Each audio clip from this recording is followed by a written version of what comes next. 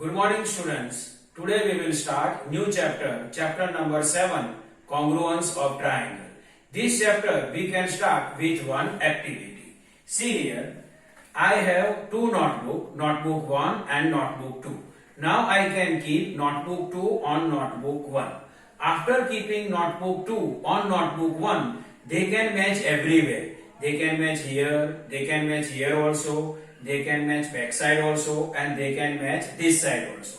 Means they can match everywhere. Or we can say that they can cover each other completely. Means after keeping notebook 2 on notebook 1, they can match everywhere. Or we can say that they can cover each other completely. So both notebooks are called congruent notebook. See another example.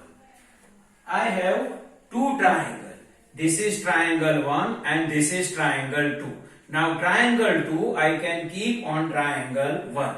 See here, after keeping triangle 2 on triangle 1, they can match everywhere. They can match this side, they can match down side, and they can match this side. Means they can match everywhere, or we can say that they can cover each other completely. So these both triangles are known as congruent triangle. See another example. I have two objects. This is object 1 and this is object 2. Object 2 I can keep on object 1. See here, after keeping object 2 on object 1, see here downside, downside some area left and this side this area left. Means both objects cannot match everywhere. Or we can say that both objects cannot cover each other completely. So these both objects are not congruent objects. See another example. I have two 500 rupees note. This is note 1 and this is note 2. Note 2 I can keep on note 1. See here, after keeping note 2 on note 1, they can match everywhere. Here also they can match, here also, downside also, and this side also. Means after keeping note 2 on note 1, they can match everywhere, or we can say that they can cover each other completely. So both notes are congruent to each other. See another example. I have two 5 rupees coin. This is coin 1 and this is coin 2. Coin 2 I can keep on coin 1.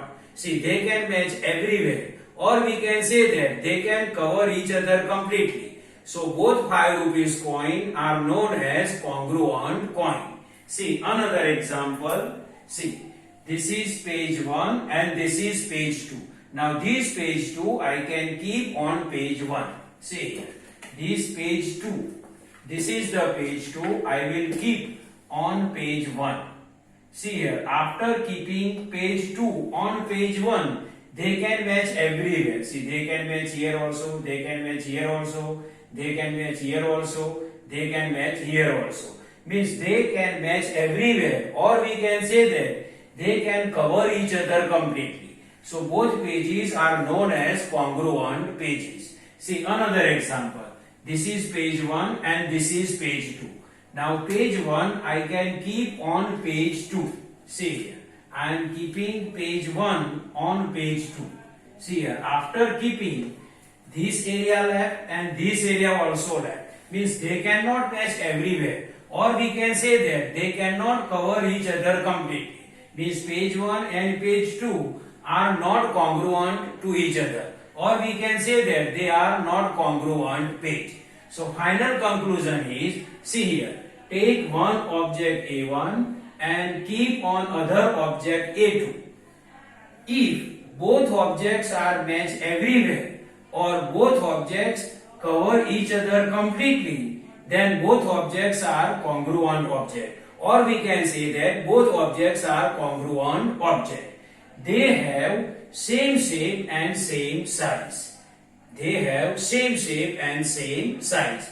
And sign of the congruence is this. See this 2 dash and upside this symbol. This is the sign of the congruence. And this we can read as congruent to. See, these A1 and A2 are congruent object. So this we can read as A1 congruent to A2. This sign we can read as congruent to. Means A1 congruent to A2. So this we can read as A1 congruent to A2. And method of superposition. What is the method of superposition? If you keep one object on another object. So this process of keeping one object on another object is known as method of superposition. So this is the normal explanation of introduction of congruence. I hope you can understand this. Thank you.